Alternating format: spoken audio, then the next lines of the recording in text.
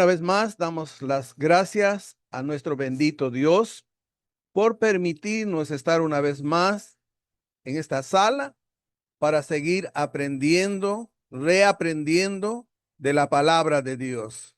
Permítame, por favor, poner el PowerPoint. Quisiéramos iniciar este día hablando del contexto.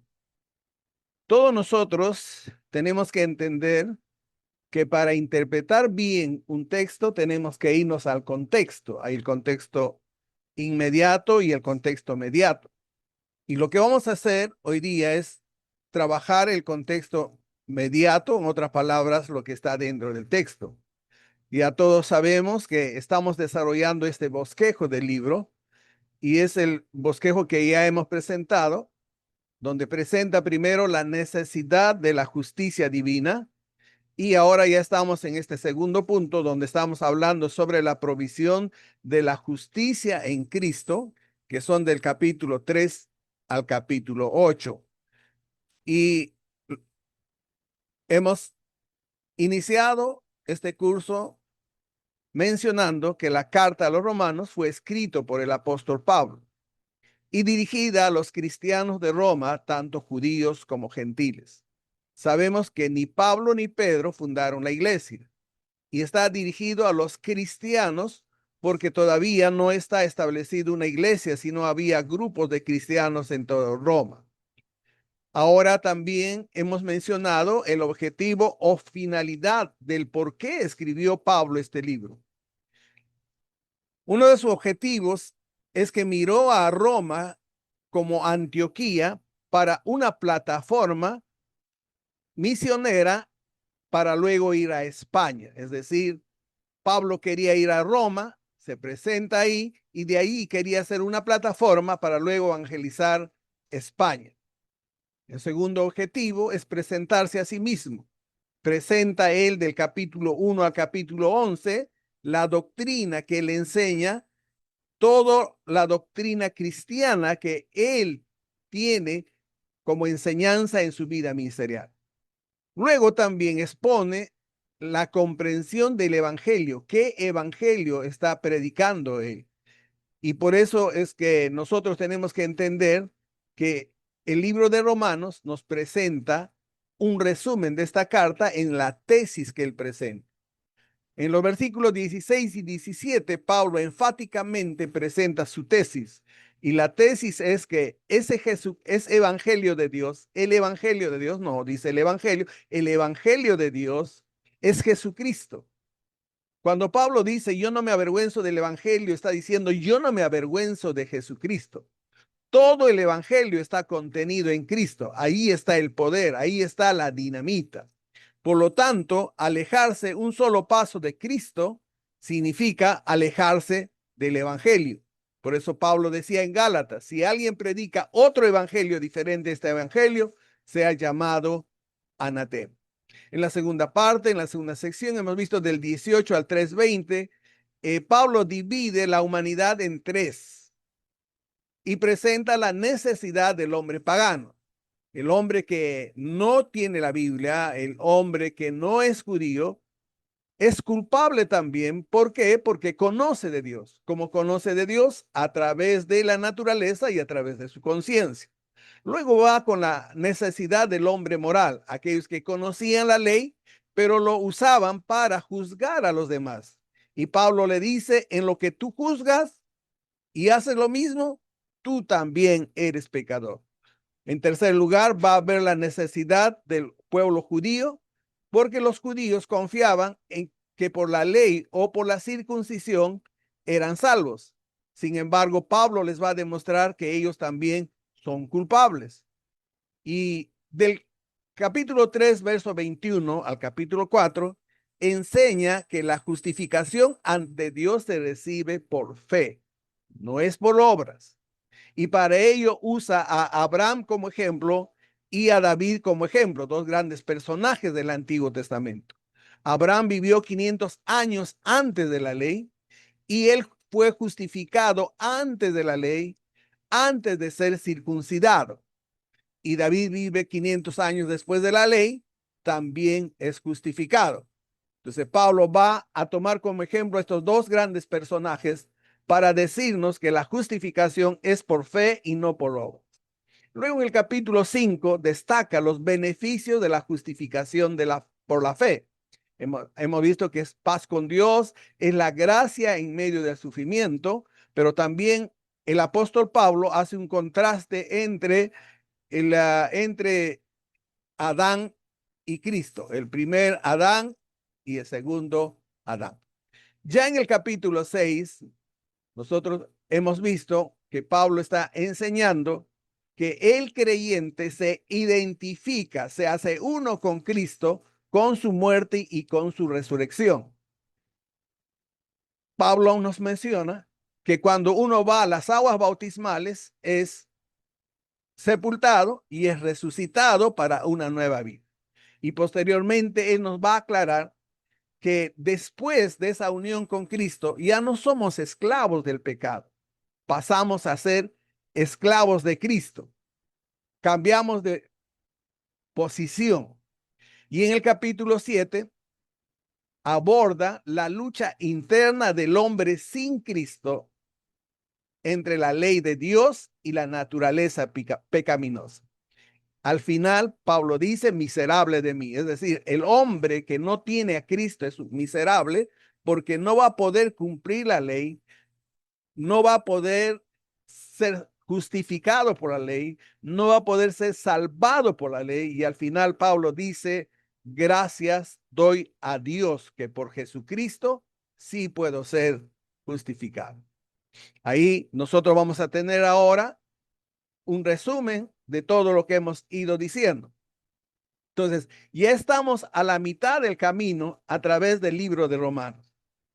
De la angustiosa desesperación del capítulo 7, ahora pasamos a disfrutar de las bendiciones y de la seguridad expresado mediante así que ahora. Entonces, el apóstol Pablo va a enlazar el capítulo 7 y el capítulo 8 con esa frase, así que ahora, ¿no? Así que ahora la liberación del pecado, la vida en el espíritu y la seguridad del amor de Dios para con los creyentes. Eso es lo que se va a tratar en el capítulo 8. Estamos entonces hasta la mitad y entonces Pablo va ahora a introducirse con así que ahora. Y Romanos 8 dicen que es una luz muy brillante, porque Romanos 7 presenta un cuadro muy sombrío, muy negro, describiendo a los que intentan vivir la vida sin el conocimiento de las buenas nuevas de salvación. Pero en el capítulo 8 es ampliamente presentado por los eruditos y los teólogos como la libertad absoluta de la condición y la seguridad inquebrantable del amor de Dios para quienes viven unidos a Cristo, para quienes viven unidos a Cristo.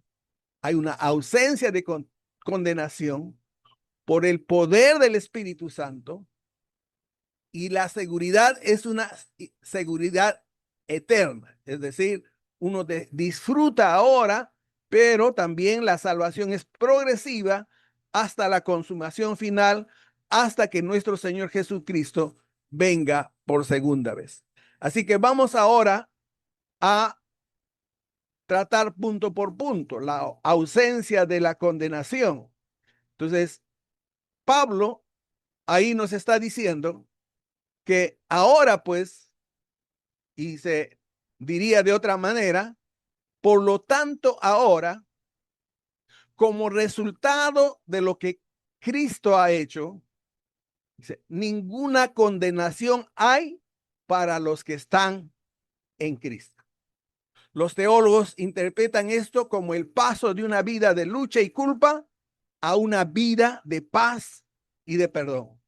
El capítulo está estrechamente vinculado con el capítulo 7, cuando Pablo dice, más gracias doy a Dios por Jesucristo, Señor nuestro, por medio de quien, como dice en el primer versículo de este capítulo, ninguna condenación hay. por medio de Jesús, no hay ninguna condenación.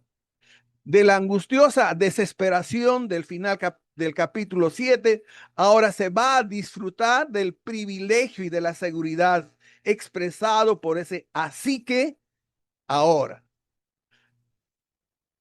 Ninguna condenación. Esta es una verdad fundamental expuesta reiteradamente y progresivamente en esta carta. La expresión tiene una forma intensiva que elimina cualquier posibilidad de condenación referida al castigo impuesto que se acoge por fe a la obra redentora de nuestro Señor Jesucristo. Exactamente. Jesús no vino para condenar al mundo. En Juan 3, del 17 al 19, dice, el que no cree ya ha sido condenado, porque no ha creído o no ha tenido fe. Y esta es la condenación, que la luz ha venido al mundo y los hombres amaron más las tinieblas que la luz, porque sus obras son malas. En Cristo, esta victoria solo es posible en la posición en Cristo. La victoria es una posesión por medio de la obra de nuestro Señor Jesucristo mediante el bautismo por el Espíritu Santo. Recuerde, en el capítulo 6, Pablo habla que el creyente se hace uno con Cristo en el bautismo. El creyente se identifica con Cristo. Según en Cristo, más que solamente ser discípulos, más que solamente orar, se trata de vivir una unión con Cristo, tan cerca de Él como la vid y las ramas, como dice Juan 15, del 1 al 7. Y esta es una expresión transformadora. Esto es lo que significa en la Biblia la fe bíblica. No hay justificación, no hay santificación sin ella. Libertad en el espíritu, dice el texto, ¿no? La ley del espíritu de vida en Cristo Jesús. La forma en que el evangelio nos libera de la ley es el tema que va a desarrollar ahora. Y Pablo nos está hablando que la ley del espíritu de vida en Cristo Jesús. Esta es una referencia al ministerio del Espíritu Santo. Ahora entramos a entender el ministerio del Espíritu Santo. Y dice, por medio del Espíritu Santo me ha liberado. Está en tiempo aoristo y se debe traducir me liberó. Claro, me liberó en la cruz del Calvario. Por eso Jesús dijo en ese momento, consumado es, todo está hecho. La ley del Espíritu de vida en Cristo aún es más fuerte que la ley. Y la ley del Espíritu nos libera de la ley del pecado y de la muerte. La ley nos libera del pecado y la muerte. Recuerde que Jesucristo fue a la cruz del Calvario, luego fue sepultado por 3 días. ¿Qué hizo en esos 3 días? Liberó a los que habían muerto en fe. Ahí estaba Abraham, ahí estaba David y muchos más. Y ahí mismo él venció la muerte porque resucitó. Por eso él mismo dijo, nadie me quita la vida. Yo la pongo y la vuelvo a tomar. Y en ese momento Cristo en la cruz venció al pecado y ahora está venciendo la muerte. Entonces, por eso en el versículo 3 y 4, Pablo nos va a decir, ¿por qué? Porque la naturaleza pecaminosa, ¿no?, anuló su poder, o porque la ley era débil por. Entonces, en el versículo 3 y 4 nos va a mencionar cómo el evangelio nos libera de la ley. Y la verdad primera, fundamental, que declara Pablo, que Dios ha tomado la iniciativa de hacer lo que la ley no pudo. La ley no pudo. ¿Por qué? Porque la ley no pudo. La ley no pudo justificar, la ley no pudo santificar al hombre. Y lo que la ley no pudo, eso lo hizo Dios. Lo que era imposible para la ley fue posible para Dios. La ley no podía justificar ni santificar. La ley era imposible. ¿Por qué? ¿Por qué era la imposible a la ley?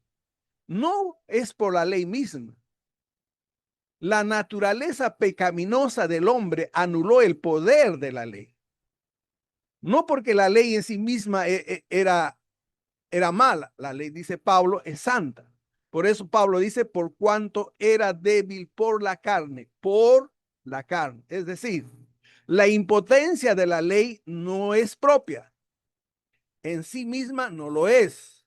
Su impotencia está en nosotros, en nuestra carne, en nuestra sarg, en nuestra egocéntrica naturaleza caída.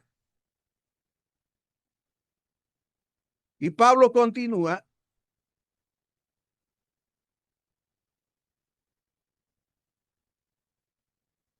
y nos va a decir, ¿no?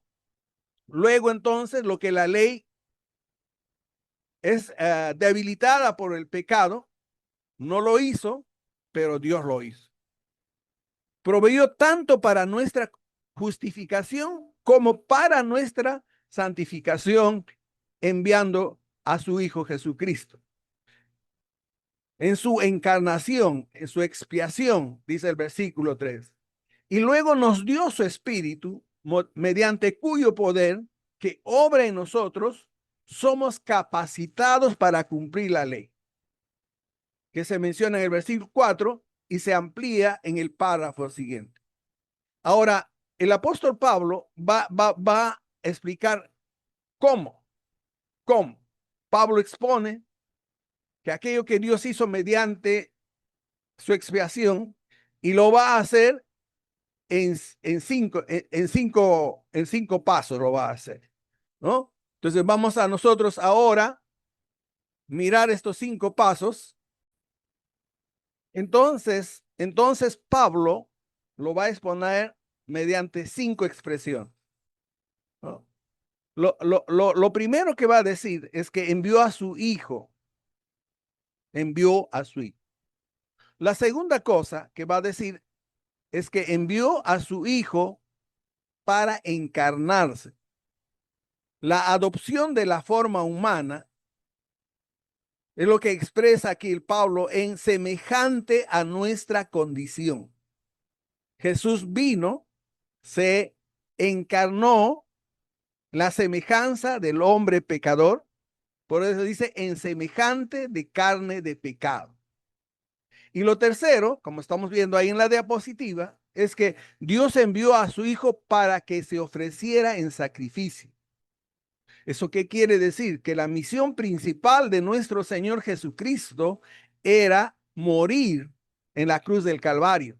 No era predicar y sanar. El objetivo principal de Jesús al venir a este mundo era morir por cada uno de nosotros. Y es la expresión ahí griega concerniente al pecado. Podría afirmarse que generalmente vino por el pecado. Por eso en la versión Reina Valera dice a causa del pecado. En otra versión dice para poner fin al pecado. Y en otra versión dice para entendérsela con el pecado, para enfrentar al pecado, para vencer al pecado. Y en cuarto lugar dice, condenó Dios al pecado por la naturaleza humana. Entonces, una vez más, Pablo nos está diciendo, ¿cómo lo hizo? Primero, porque envió a su hijo. Pero envió a su hijo ¿para qué? Para encarnarse. Y tercero, para ofrecerse como un sacrificio y de esa manera vencer al pecado. De esa manera es que Dios trae la libertad a cada cristiano. Ahora, en el versículo 4, que es de vital importancia para nuestro entendimiento de la santidad cristiana. Ahora, de la justificación, él va a pasar a la santidad. Y Pablo lo va a resumir de esta manera, ¿no? Pablo lo va a resumir de esta manera. Primero, él va a decir que la santidad es el propósito último de la encarnación y la expiación. El propósito final de todo este acto divino de parte de nuestro Señor Jesucristo, el propósito de la redención, el propósito de la justificación es la santidad, a fin de que Dios nos libere de la condenación de la ley por la eternidad. Entonces, Jesucristo murió en la cruz del Calvario, venció la muerte y el pecado con el propósito de santificarnos a cada uno de nosotros. La segunda cosa que Pablo menciona es que la santidad consiste en cumplir la demanda de la ley. Jesús mismo dijo, yo no he venido a abrogar la ley. Nosotros en nuestra vida de santidad tenemos que cumplir la justa demanda de la ley. Nosotros tenemos que obedecer la ley. Pero ya entendemos nosotros que Jesús cumplió perfectamente la ley. Y porque estamos en Cristo, la ley se cumple en nosotros. Una vez más, debido a que Jesús cumplió la ley perfectamente y porque nosotros estamos unidos a Cristo, porque estamos en Cristo, la ley se cumple en nosotros. La ley es cumplida en nosotros en cuanto nosotros obedecemos a la justicia. La ley es cumplida en nosotros en cuanto el castigo, por cualquier castigo de mando de la ley, fue derrotado, fue llevado en la cruz del Calvario por nuestro Señor Jesucristo. Es decir, la santidad consiste en ser semejantes a Cristo. Esa es la meta de la santidad. La meta de la santidad es que lleguemos a ser como Cristo. Y la tercera cosa que Pablo dice es que la santidad es obra del Espíritu Santo. Romanos 7 insiste en que no podemos cumplir la ley debido a la carne que hay en nosotros. Romanos 8:4 insiste en que podemos y debemos cumplirla porque el Espíritu Santo habita en nosotros. La ley del Espíritu y la ley de la muerte contrasta Pablo. Este es el corazón del Evangelio. La ley del Espíritu obra contrariamente a la ley. La obra del Espíritu que está en nosotros siempre va a obrar contrariamente a lo que es la naturaleza caída, deprimente. Va a obrar en contra del pecado. Y eso nos da facultad a nosotros para vencer al pecado. Eso nos da facultad a nosotros para vencer la influencia del pecado. Eso nos da la facultad a nosotros para vencer los efectos destructivos del pecado, porque nos ha liberado de la esclavitud del pecado y ahora somos esclavos de Cristo, dice la palabra del Señor. Así que esto es muy claro en inglés, en castellano, en griego, esto es muy claro. Ahora Pablo va a trasladarse a hablar, ¿no? de la mente del Espíritu Santo. Nos va a hablar del poder del Espíritu Santo. Ahora el apóstol Pablo siempre va a hacer un contraste en lo que piensan en la carne y los que piensan en las cosas del Espíritu. Porque los que son de la carne, dice, piensan en las cosas de la carne. Es una partícula explicativa y afirmativa. No, todos los que son de la carne van a pensar en las cosas de la carne. Y esto está en un participio continuo. ¿Eso qué quiere decir? Que eso va a ser continuamente. El texto literalmente diría, porque los que son conforme a la carne, porque los que son conforme a la carne siempre van a estar pensando en las cosas de la carne. Y lo más probable es que se refiera a los inconversos, puesto que son ellos quienes están en el estado permanente de ser conforme a la carne. Piensan en la carne, piensan en las cosas pertenecientes a la carne. Ahora, pensar en el texto griego es fijar el corazón en algo. Pensar en el griego, en este caso de Romanos, es fijar el corazón en algo. Dicho vocablo entonces comporta la idea de centrar los afectos, centrar la voluntad, centrar la razón en los deseos de la carne. Es decir, los que piensan según la carne están centrando su afecto en la carne, están centrando su voluntad en la carne, están centrando su razón en la carne. Y el contraste que Pablo hace dice, ¿no?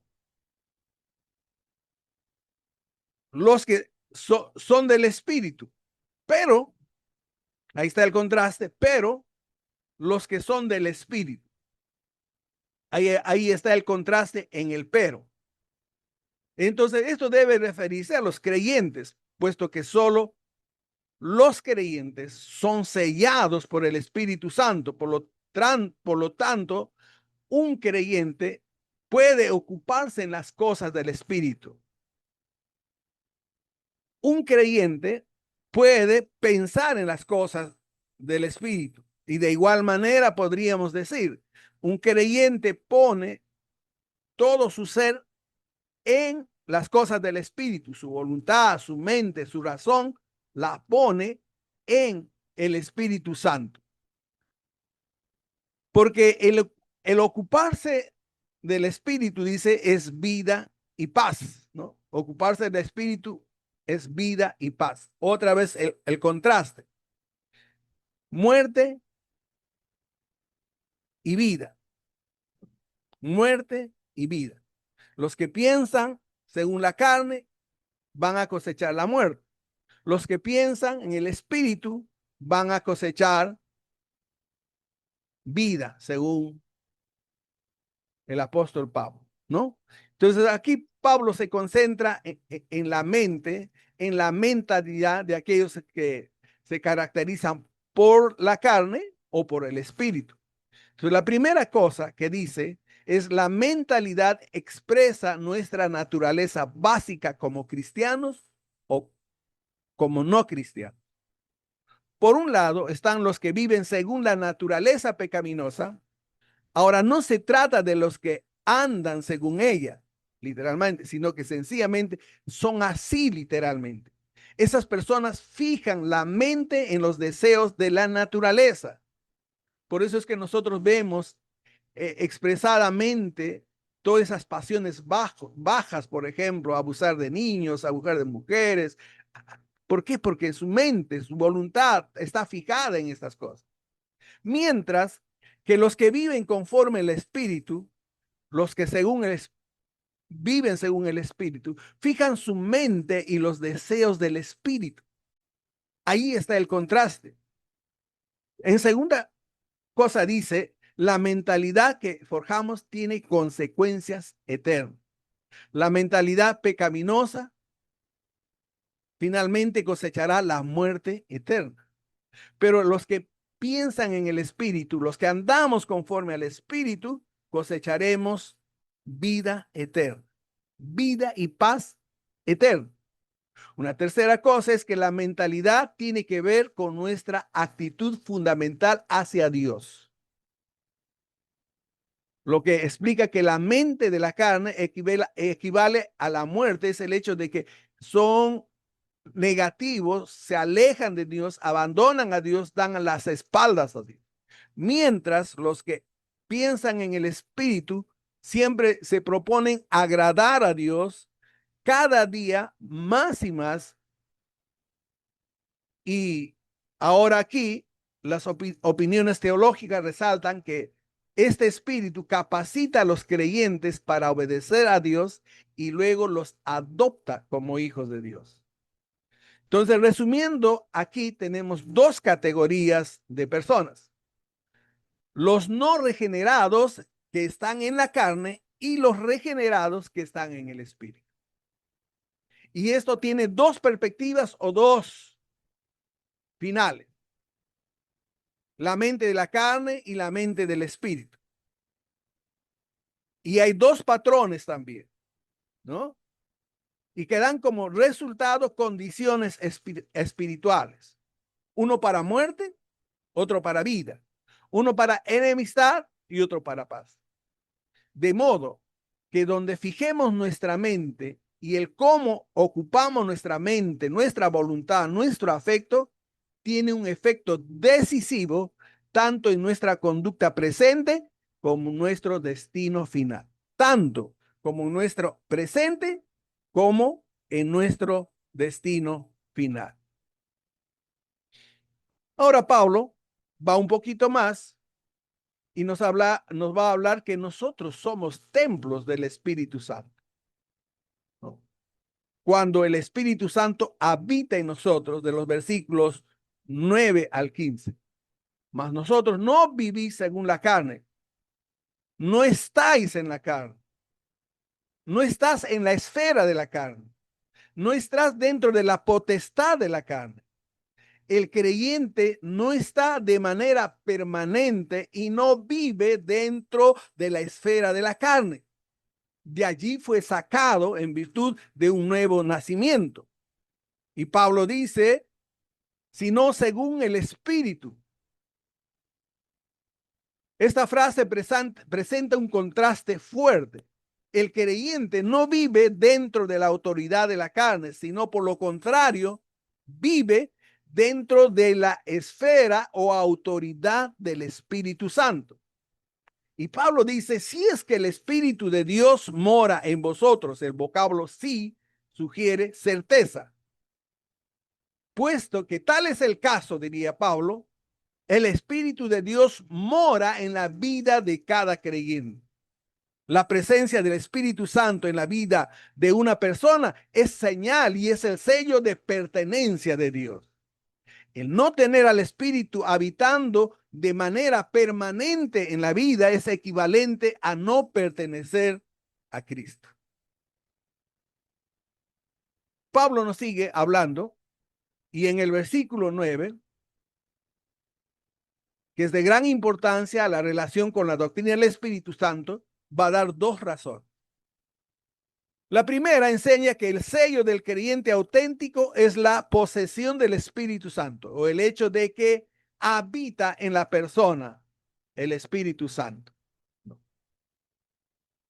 Una segunda cosa que tenemos que ver en estos versículos es que el versículo 9 enseña que varias expresiones diferentes son equivalentes. Ya que hemos visto que el estar en el Espíritu es lo mismo que tener al Espíritu en nosotros, ahora notamos en estos versículos que el Espíritu de Dios es también el Espíritu de Cristo, y el Espíritu de Cristo es también tener al Espíritu de Cristo en nosotros, versículo 9b, es decir, a Cristo en nosotros en el versículo 10, ¿no? Esto no significa confundir la Trinidad, eso es identificar que el Padre con el Hijo y el Espíritu Santo son uno. Es más bien destacar que, si bien son eternamente distintos en sus modos personales de ser, al mismo tiempo comparten la misma esencia divina y la voluntad. En consecuencia, son inseparables. Aquello que hace el Padre lo hace a través del Hijo, y lo que el Hijo hace lo hace a través del Espíritu Santo. De hecho, donde quiera que está uno, ahí también están nosotros. Y el texto sigue diciendo, pero si Cristo está en vosotros. Es una conjugación que enlaza la parte enfática, ya que Cristo está en vosotros, ¿no? El cuerpo en verdad está muerto a causa del pecado, mas el espíritu vive a causa de la justicia, dice el apóstol Pablo. Una posible traducción sería, por un lado, el cuerpo muerto está a causa del pecado, y por otro, el espíritu es vida a causa de la justicia que Jesucristo nos compró en la cruz del Calvario. El cuerpo, incluso el del creyente, sufre consecuencias del pecado. El creyente, sin embargo, ha sido libertado del pecado y anticipa la resurrección del cuerpo y del disfrute de la vida espiritual. Esa vida espiritual ya es una realidad, pero se disfrutará plenamente cuando tenga lugar la liberación final de la eternidad, cuando Jesucristo venga por segunda vez. En el versículo 11 dice, y si el espíritu de aquel que levantó de los muertos a Jesús mora en vosotros, esta es una frase afirmativa. Cuando dice sí, está afirmando que el Espíritu Santo habita en nosotros. es sin duda alguna el Espíritu Santo, aquel que levantó de los muertos a Jesús, se refiere a Dios Padre. Esa frase está en nosotros. Quisiera que se entienda esto. Cuando decimos que tenemos el poder del Espíritu Santo, es el mismo poder que resucitó a nuestro Señor Jesucristo.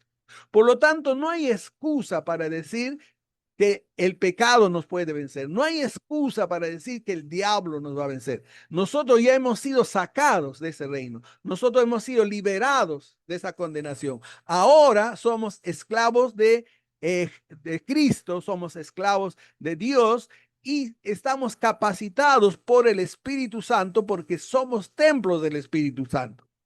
Jesús resucitó de entre los muertos por la intervención del Padre y el Espíritu Santo que mora en el creyente es ese mismo poder. El Espíritu de Dios que actuó con la omnipotencia divina no está lejos del creyente, sino reside y mora en nosotros, sino que nosotros tenemos que aprender a usar ese poder. Nosotros tenemos que aprender a beneficiarnos de ese poder.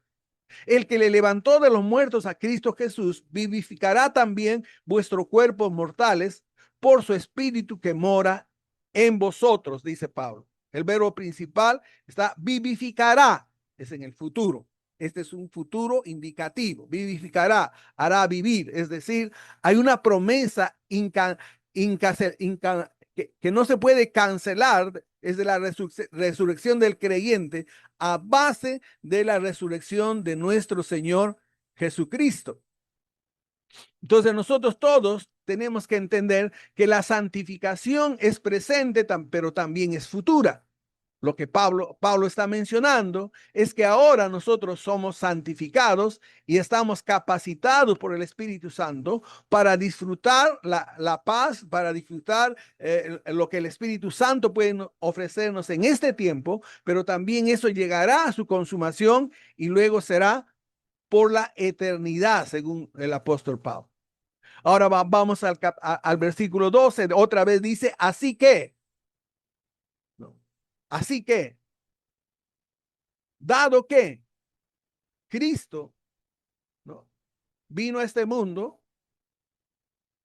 murió, resucitó, se identificó que dado que somos uno con Cristo y dado que tenemos al Espíritu Santo, Pablo dice, deudores somos. La referencia aquí es una deuda moral. El cristiano tiene una deuda moral, no con la carne, sino con el Espíritu. No con la naturaleza pecaminosa, sino con las cosas de Dios. Porque si vivís conforme a la carne, dice Pablo, moriréis.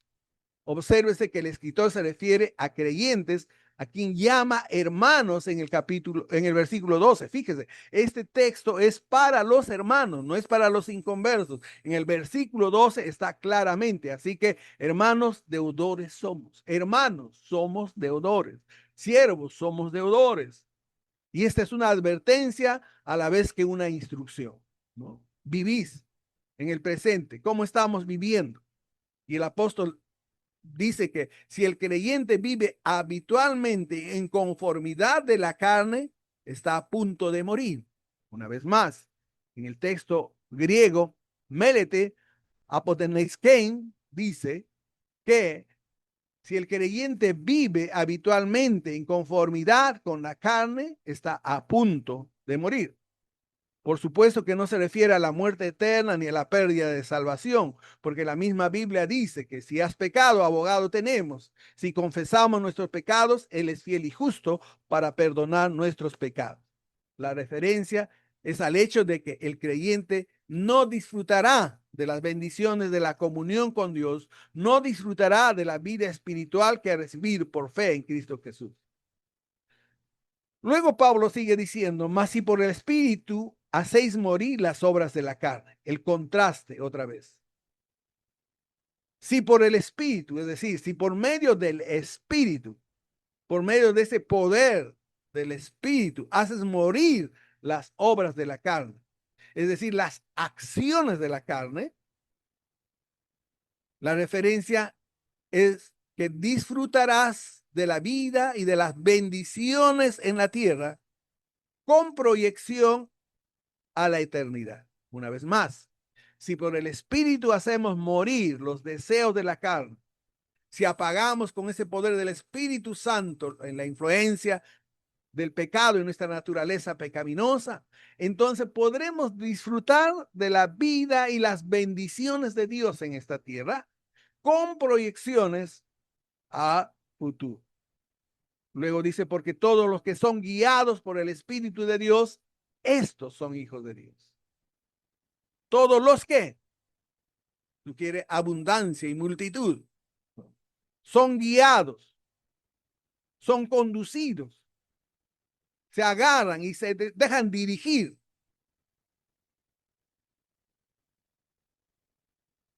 El Espíritu Santo es la persona divina que constantemente guía de manera personal a quien ha creído en Cristo. Escúcheme, de manera personal. Todos somos templos del Espíritu y Pablo termina diciendo, estos son hijos de Dios. Esta frase es enfática ahora. Estos hijos adultos son de Dios. ¿Por qué digo adultos? Porque aquí Pablo no está usando el término tecna de niños. Está hablando, usando la palabra huio, que sugiere un hijo maduro. No es un hijo infantil. Entonces Pablo está diciendo, estos son hijos maduros, los que viven según el Espíritu, los que son guiados por el Espíritu, los que son controlados por el Espíritu, los que usan el poder del Espíritu, estos son hijos maduros, no son hijos niños.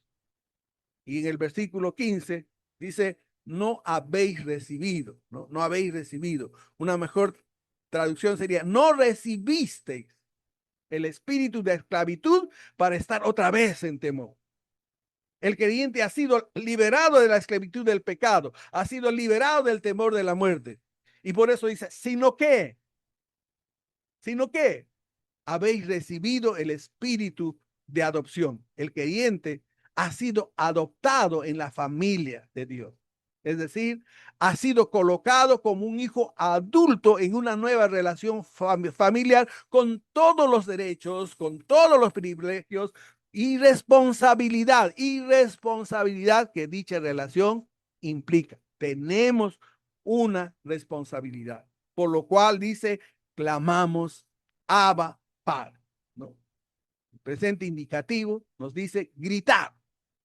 Por lo cual clamamos en alta voz, vociferamos, Padre mío, ¿no? Padre eterno. Y luego Pablo mismo dice que es el Espíritu Santo mismo que da testimonio de todo esto. El Espíritu mismo da testimonio a nuestro espíritu. Algo personal. El Espíritu confirma en la vida del creyente esa posición que ocupa dentro de la familia de Dios. En realidad, el Espíritu da testimonio con nuestro espíritu en lugar a nuestro espíritu. El espíritu del creyente sabe cuál es su posición y el Espíritu Santo testifica con él que somos hijos de Dios. ¿No? Aquí hay una expresión continua, permanente. Somos continuamente hijos maduros en Dios. Y es en virtud del nuevo nacimiento y en virtud de nuestra unión con Cristo.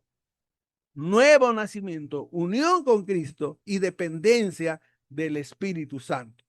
Y si hijos también dice herederos, ¿no? Y puesto que somos hijos también somos herederos. Los creyentes han sido hechos miembros de la familia de Dios y como tal somos herederos de las riquezas de nuestro Padre Celestial. Pero luego dice herederos de Dios y coherederos con Cristo. La frase expresa una doble relación. Por un lado, el creyente es heredero de Dios porque Dios le ha recibido en su familia por la fe en Cristo. Por otro lado, el creyente es coheredero con Cristo porque ha de disfrutar con él las bendiciones del reino. Pero también lo que tenemos que entender es que si es que padecemos juntamente con él. ¿Eso qué quiere decir? Que la santificación no es todo sin problemas, sin luchas, sin padecimientos. Por esta naturaleza tenemos que también tener padecimientos. Y por eso, si es que padecemos juntamente con él, juntamente con Cristo.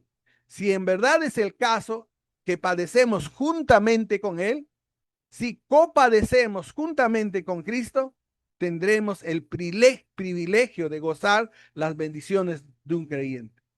Pablo no se refiere a los padecimientos expiatorios de Cristo en la cruz. Esto solo Cristo lo pudo sufrir. El apóstol se refiere a los sufrimientos que el creyente padece a causa de su identificación con Cristo. El creyente se ha identificado con la persona de Cristo y al identificarse con Cristo también se identifica con los sufrimientos y padecimientos de la vida cristiana. Los sufrimientos del creyente no contribuyen en nada a la salvación, pero dan testimonio de su identificación con Cristo Jesús. Seguidamente, ahora Pablo va a pasar a otro punto importante. Dice, ¿para qué juntamente con él seamos glorificados? Para que con él juntamente seamos glorificados. Es decir, para que también seamos glorificados con él. Todo aquel que ha creído en Cristo puede tener la certeza de que un día será glorificado juntamente con nuestro Señor Jesucristo. Vamos a resumir. Entonces, la lección considerada en este capítulo nos ha mostrado la realidad de que por la fe en Cristo, el creyente ha sido librado del poder de la ley. Es cierto que la naturaleza pecaminosa no ha sido erradicada de la vida del cristiano. Es decir, el creyente sufre los ataques, las tentaciones de la carne, pero quien ha creído en Cristo ha recibido una nueva vida y está bajo la jurisdicción del Señor, y la persona del Espíritu Santo reside en el creyente. De este modo, nosotros podemos decir, en el momento que puso su fe en Jesucristo, el cristiano no puede vivir según la carne. Una vez más, una vez que el cristiano ha puesto su fe en Cristo, ha nacido de nuevo, ha recibido al Espíritu, no puede vivir según la carne, porque el Espíritu de vida de Cristo le ha liberado del pecado, nos dice en el versículo 2. Cuando un creyente peca, no es que está perdiendo la salvación. Por la fe en Cristo ha sido hecho justo y solamente tiene que volver a los brazos del Señor y una vez más arrepentirse para ver. Entonces, en un tercer punto, nosotros vamos a ver la gloria de Dios, de los hijos de Dios, pero lo vamos a hacer en la siguiente clase. Así que vamos a terminar aquí y vamos a dar gracias a Dios y vamos a dar tiempo a las preguntas que usted tenga. Padre, yo te doy las infinitas gracias por este precioso tiempo que hemos tenido, por estas afirmaciones que el apóstol Pablo hace, Señor. Afirmaciones muy profundas, afirmaciones donde ahora nosotros podemos sentirnos victoriosos, Señor, porque no solamente hemos hecho un acto religioso, sino que tú nos has llevado a ser parte de la familia y nos estás capacitando con el Espíritu Santo, nos has capacitado con el Espíritu Santo. Tenemos, Señor, al Espíritu Santo que nos da la fortaleza, que nos da, Señor, el poder para vencer, Señor, la naturaleza pecaminosa. Ayúdanos a entender a este principio. Ayúdanos, Señor, a tener en nuestra mente y nuestro corazón este principio que nos enseña tu palabra. Gracias, Dios. En el nombre de Cristo Jesús de Nazaret oramos. Amén.